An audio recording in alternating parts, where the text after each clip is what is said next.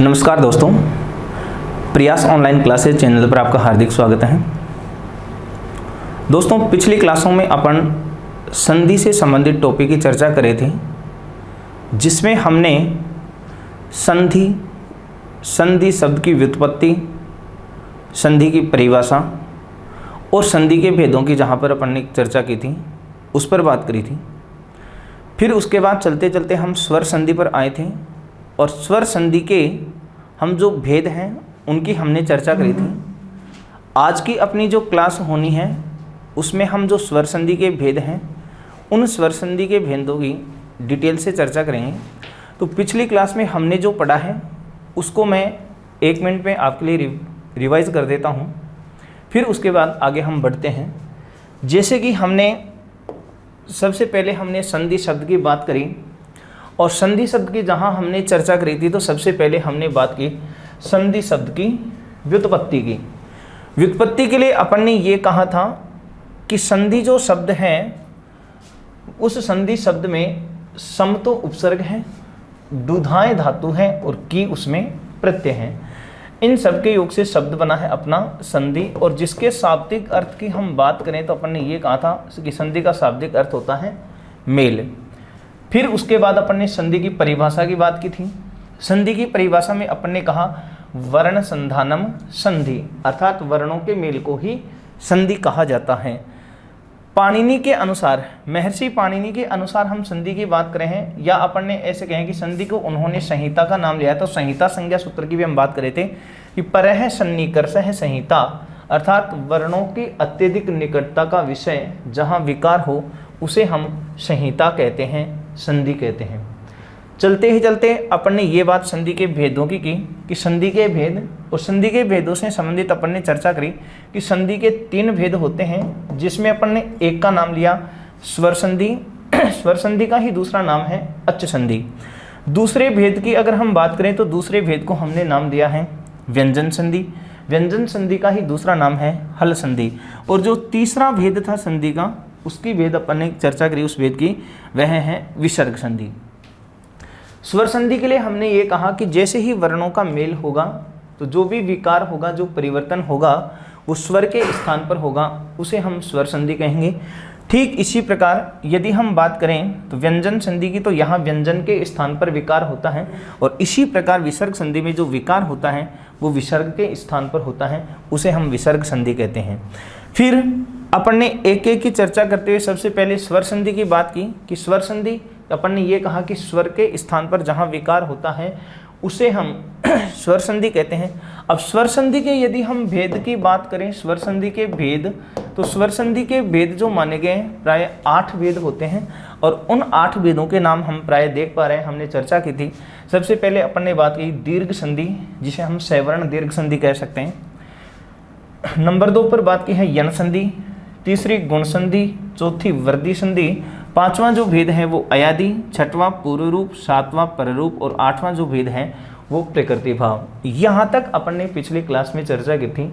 आज की जो अपनी क्लास होनी है उसमें हम ये जो 8 भेद हैं उन 8 भेदों में एक एक जो भेद है उन एक एक भेद की हम डिटेल से चर्चा करेंगे। तो सबसे पहले हम आज बात करते हैं सवर्ण दीर्घ संधि की। कि जैसा कि मैंने आपको बताया कि संधि आप चाहे स्वर संधि पढ़ें, चाहे व्यंजन संधि पढ़ें, या आप विसर्ग संधि पढ़ें, परिवर्तन जो होना है वह उसी वर्ण के स्थान पर होगा जो हम संधि पढ़ रहे हैं। जैसे हमने स्वर संधि की बात की तो परिवर्तन स्वर के स्थान पर होना है, व्यंजन संधि की हम बात कर रहे हैं तो परिवर्तन व्यंजन के स्थान पर होना है, और विसर्ग संधि की हम बात कर रहे हैं तो परिवर्तन विसर्ग के स्थान पर होता है। तो चलो आज हम स्वर संधि की बात करें। तो स्वर संधि में जो सबसे पहला भेद हम पढ़ रहे हैं वह है अपना सवर्ण दीर्घ संधि। सवर्ण दीर्घ संधि। अब सवर्ण दीर्घ संधि है तो देखो दोस्तों, एक बात और ध्यान रखना, संधि में जो भी हम संधि का नाम पढ़ रहे हैं वह उस वर्ण का ही नाम है। प्रायः विकार होने के बाद जो नया वर्ण बनता है उस वर्ण को हम किस नाम से जानते हैं, वही प्रायः उस संधि का नाम होता है। जैसे कि हम बात करें सवर्ण दीर्घ संधि की, तो यहाँ विकार होने के बाद जो नया वर्ण बनना है वह नया वर्ण दीर्घ वर्ण बनना है और वो भी सवर्णों के मिलने से बनना है वह वाला। इसी आधार पर संधि का नाम सवर्ण दीर्घ संधि बन रहा है। अब सवर्ण का जो निर्माण होता है वो होता कहाँ है, इसके लिए सवर्ण दीर्घ संधि की आप परिभाषा या सवर्ण संधि की जो परिभाषा सूत्र हैं उसकी यदि आप बात करते हैं तो इसकी परिभाषा ये है, अकह सवर्णे दीर्घ है, अकह सवर्णे दीर्घ है, ये इसकी परिभाषा है। अब हम क्या करेंगे, ये जो अपन ने परिभाषा निकाली है इसका अर्थ ढूंढते हैं। सबसे पहले अपने पास कहाँ है, अकह है। अकह से तात्पर्य आप अक प्रत्याहार के वर्ण लेंगे कि अक प्रत्याहार, और प्रत्याहार क्या होता है उसकी चर्चा हम जो पिछली क्लास थे, जो हमारे पहले वीडियो थे उसमें हम प्रत्याहार की बात कर चुके थे कि माहेश्वर सूत्र का संक्षिप्त जो रूप है जिसका प्रथम वर्ण अंतिम वर्ण के साथ मिलकर के बीच में आने वाले वर्णों का बोध कराता है उसे आप प्रत्याहार कहते हैं। ये तो रही बात अपनी इसकी। तो यहाँ परिभाषा क्या कहना चाह रही है कि अक प्रत्याहार के वर्ण के बाद सवर्णे, उन्हीं का कौन सा वर्ण होना चाहिए, सवर्ण होना चाहिए, समान वर्ण होना चाहिए। यदि अक प्रत्याहार के वर्ण के बाद उसी का सवर्ण है तो दोनों वर्णों के स्थान पर जो भी नया वर्ण बनेगा वह दीर्घ एकादेश हो जाएगा। आप ऐसे कह सकते हैं कि अक प्रत्याहार के वर्ण के बाद सवर्ण होने पर दोनों वर्णों के स्थान पर दीर्घ एकादेश हो जाता है। यदि ऐसे नहीं समझ में आए तो दूसरा एकदम इसका सरल सा तरीका लेते हैं, तो हम ऐसे कह सकते हैं, आप ये ध्यान दें, आप इसमें ऐसे कह सकते हैं ए अथवा आ, इनके बाद में फिर से या तो ए या फिर होना चाहिए आ।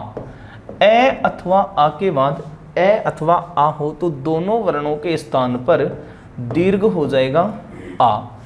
ठीक इसी प्रकार यदि हम बात करें तो आप ऐसे कह सकते हैं ई अथवा ई हो, फिर उसके बाद में ई अथवा ई हो, दोनों में से कोई सा भी हो। आप यहाँ पर चर्चा करेंगे तो यहाँ कह सकते हैं कि दोनों के स्थान पर ही ई अथवा ई के बाद में ई अथवा ई हो तो दोनों के स्थान पर जो नया वर्ण बनना है वो दीर्घ ई बन जाएगा।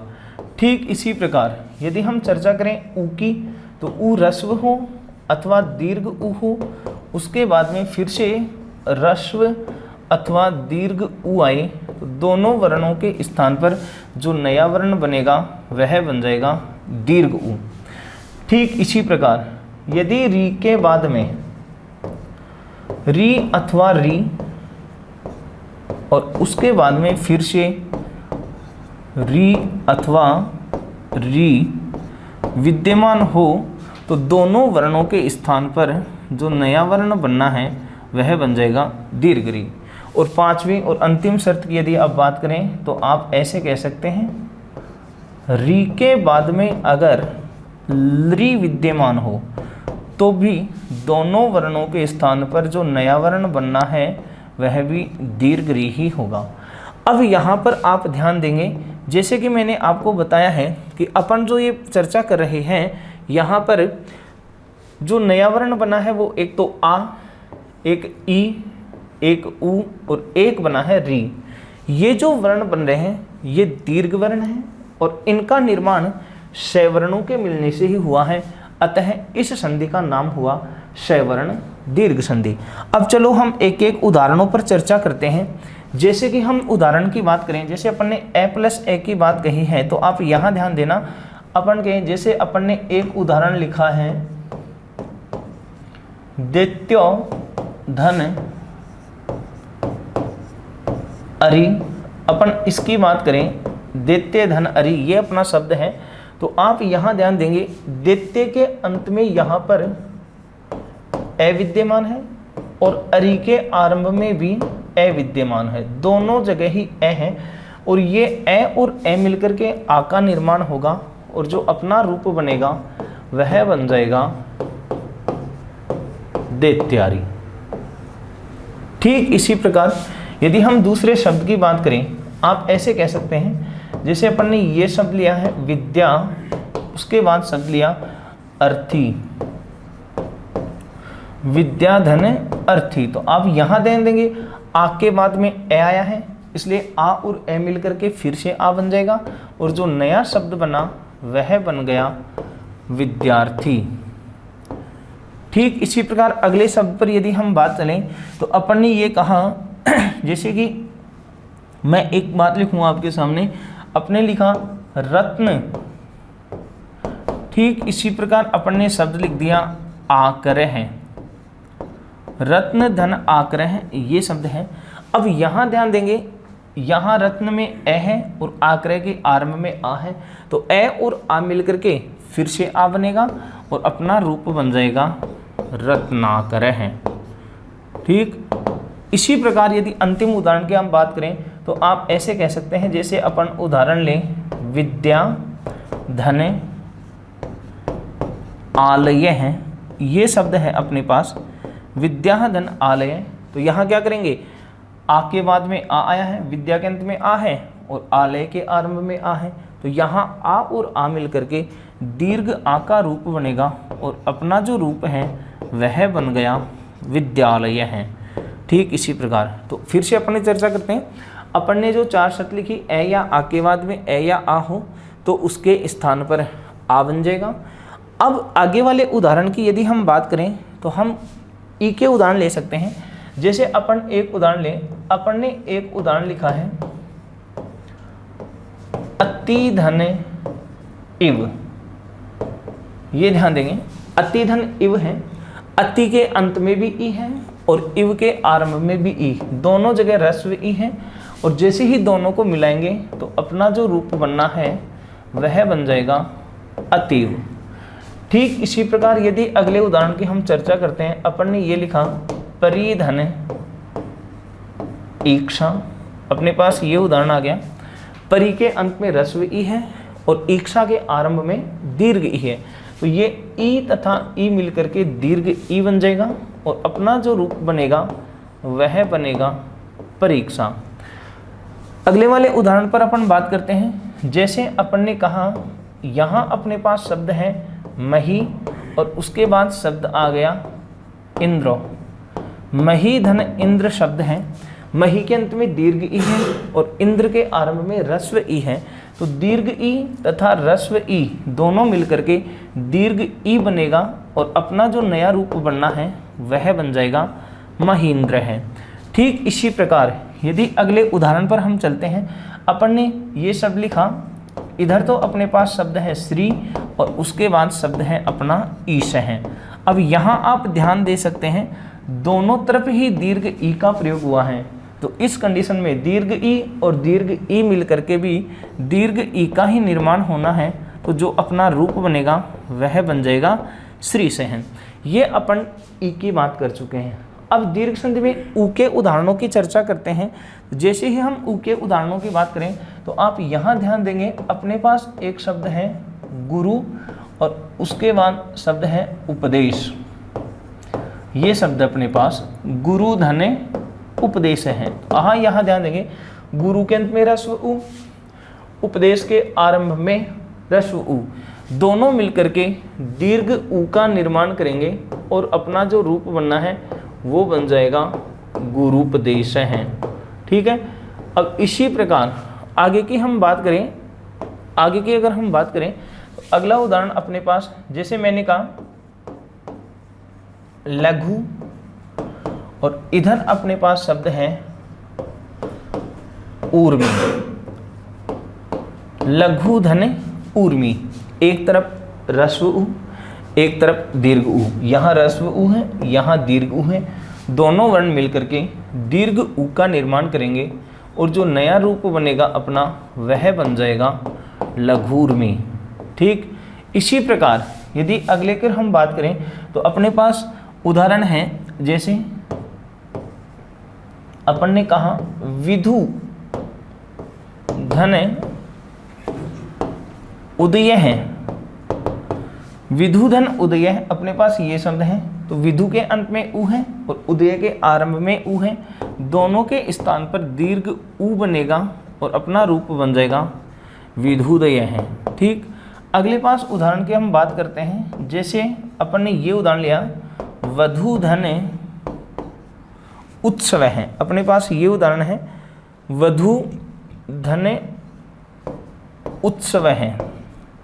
अब यहाँ पर आप ध्यान देंगे, वधु के अंत में दीर्घ उ है और उत्सव के आरंभ में ह्रस्व उ है। दीर्घ उ तथा ह्रस्व उ दोनों मिलकर के जो नया शब्द बनाने हैं वह बनना है अपना वधूत्सव है। आप यहाँ पर कह सकते हैं वधूत्सव।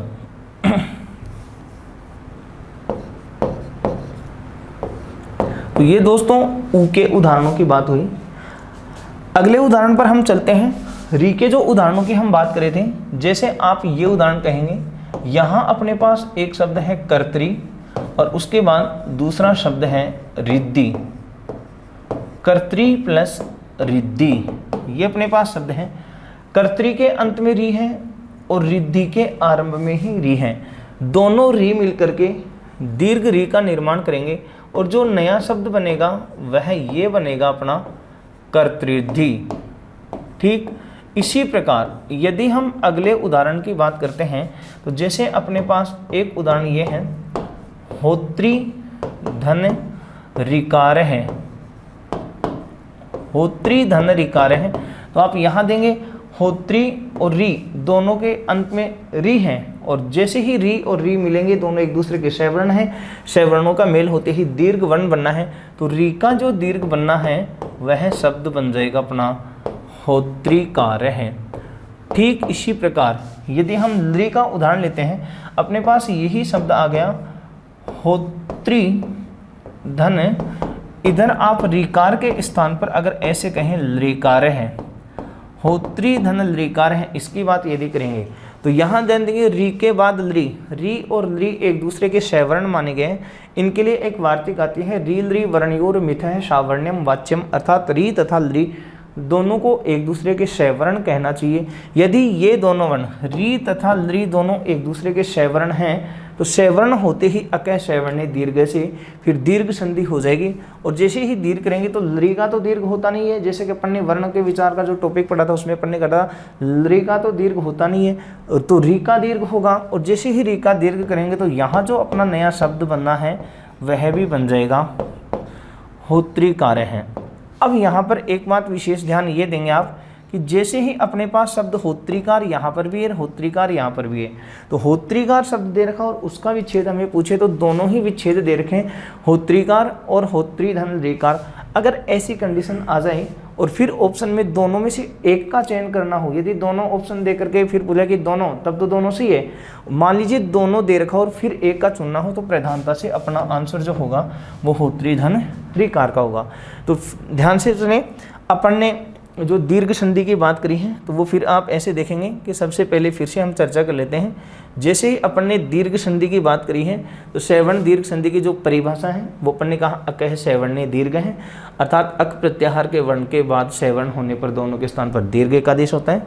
फिर अक प्रत्याहार के वर्ण की जहाँ हम बात करे थे तो आप ऐसे कह सकते हैं ए अथवा आ के बाद ए या आ होना चाहिए। ठीक इसी पर ई के बाद ई, उ के बाद उ, री के बाद री अथवा लृ हो तो दीर्घ हो जाता है। दीर्घ की जहाँ बात करेंगे तो ए का दीर्घ ए या आ का दीर्घ जो आ है, ठीक इसी प्रकार ई उ री हो जाना है।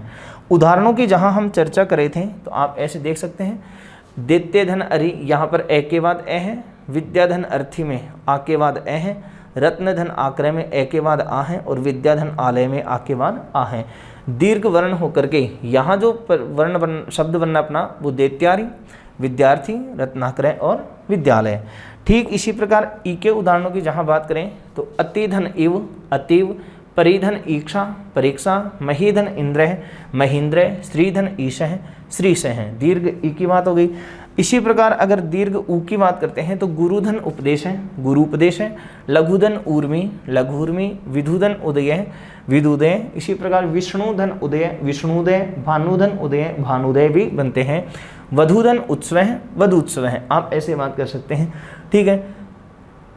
अब यहाँ ऊ के बाद में अपन ने री और ली की चर्चा करनी है, तो आप यहाँ देख सकते हैं कर्तृधन रिद्धि में री के बाद री है, दोनों के स्थान पर दीर्घ री का निर्माण हो गया। ठीक इसी प्रकार होत्रीकार की बात करें तो यहाँ दीर्घ री का निर्माण है, आप यहाँ करें तो दीर्घ री का। तो जहाँ पर शैवर्ण दीर्घ वर्ण बनता है उस संधि का नाम हो गया दीर्घ संधि। ठीक है। उसके बाद यदि हम अगली संधि की जहाँ बात करें, अगली संधि की हम जहाँ बात करते हैं तो आप ये कह सकते हैं, अगली जो अपनी संधि है उसका हमने नाम लिया था यण संधि। यण संधि की आप जहाँ बात करते हैं तो यण संधि की सरल सी परिभाषा है जिसको हम कह सकते हैं इको यणची। ये परिभाषा है यण संधि की, इको यणची। इसको हम चाहें तो अलग अलग विच्छेद के रूप में यदि आप तोड़ेंगे तो आप ऐसे कहेंगे, जैसे इकह धन यण धन अची। इस सूत्र को हम इस रूप में तोड़ सकते हैं, इकह धन यण धन अची। अब यहाँ आप समझने की कोशिश करना, जैसे कि अभी अपन ने दीर्घ संधि की परिभाषा में कहा था अकह सवर्णी दीर्घ है, वैसे ही है इकह यण अची। यहाँ जो इकह है वो इक प्रत्याहार का वर्ण ई, उ, री तथा ली से तात्पर्य है।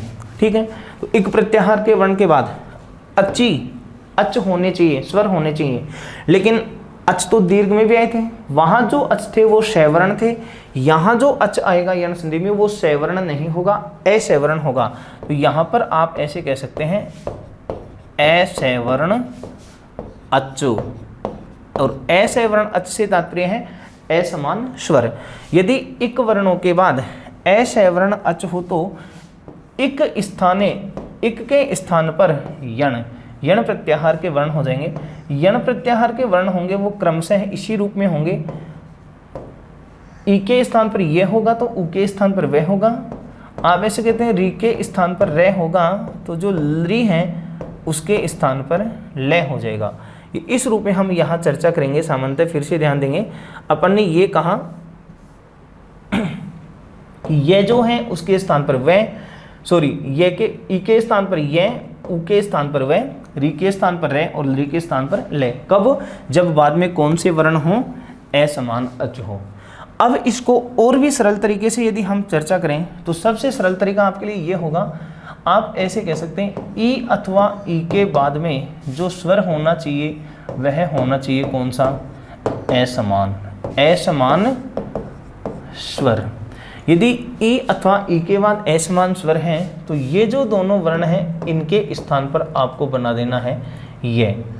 दूसरी शर्त की आप बात करें, जैसे ये पहली शर्त, दूसरी की बात करें तो आप ऊ का ध्यान रखेंगे, ऊ अथवा ऊ दोनों में से कोई सा भी हो, उसके बाद में वही असमान स्वर होना चाहिए। असमान स्वर है तो ये जो ऊ आया है उसके स्थान पर आप नया वर्ण जो बनाएंगे वह बनाएंगे वह। तीसरी शर्त की हम बात करें तो जैसे ई ऊ उसके बाद री की बात थी तो आप ऐसे कह सकते हैं री जो वर्ण है वो ह्रस्व या दीर्घ कोई सा भी हो, उसके बाद में फिर से वही आपको असमान अच चाहिए, और जैसे ही असमान अच आएगा तो ये जो री है उसके स्थान पर आपको कर लेना है रे। और चौथी शर्त की जहाँ मैं बात करूँ, यदि आप ऐसे कहेंगे ली जो है उसके बाद में भी असमान, ली के बाद में भी अगर असमान स्वर आ जाए तो आप क्या करेंगे, ये जो ली है उसके स्थान पर जो नया वर्ण बनेगा वह बन जाएगा ले। फिर से ध्यान दें, ई ह्रस्व हो चाहे दीर्घ हो, ई के बाद असमान अच होते ई का ये, ऊ के बाद असमान अच होते ऊ का वह, री के बाद असमान अच होते री का रे, और ली के बाद असमान अच होते ली का क्या बन जाएगा ले। एक एक एग्जाम्पल भी ढूंढ लेते हैं हम। जैसे ही हम एग्जाम्पल की हम बात करते हैं तो ध्यान देना, अपने पास एक उदाहरण है, जैसे अपन ने ये शब्द लिखा है प्रतिधन एकम, या दूसरा उदाहरण अपन ऐसे लिखें सुधी धन उपास्य है। ये कंडीशन है, प्रति धन अपन ने कहा सुधी उपास्य हो, प्रतिधन एकम सुधी धन उपास्य। ये अपने पास उदाहरण आ गए।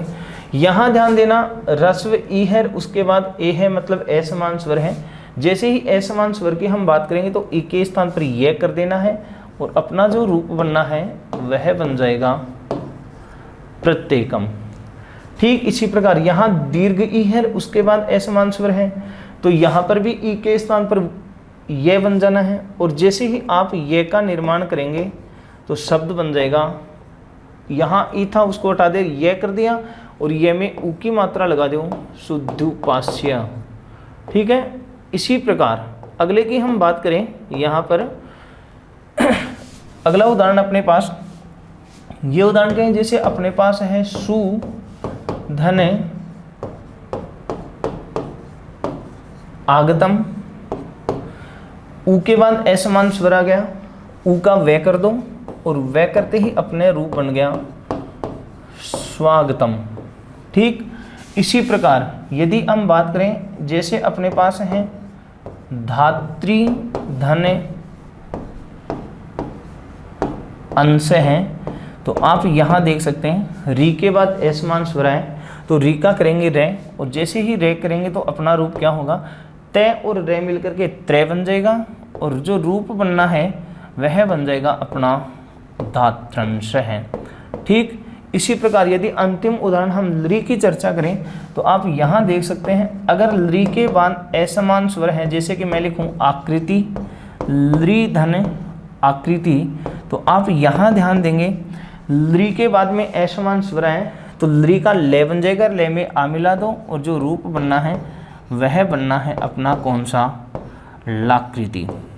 तो ध्यान दें, अपन ने यण संधि में ये कहा एक प्रत्याहार के वर्ण के बाद कोई असवर्ण अच हो। ध्यान दें, अपन ने ये कहा कि यदि एक प्रत्याहार का वर्ण हो ई उ री ली, इसके बाद कोई असमान अच आ जाए तो इनके स्थान पर क्रमशः यह वह रेले बन जाता है।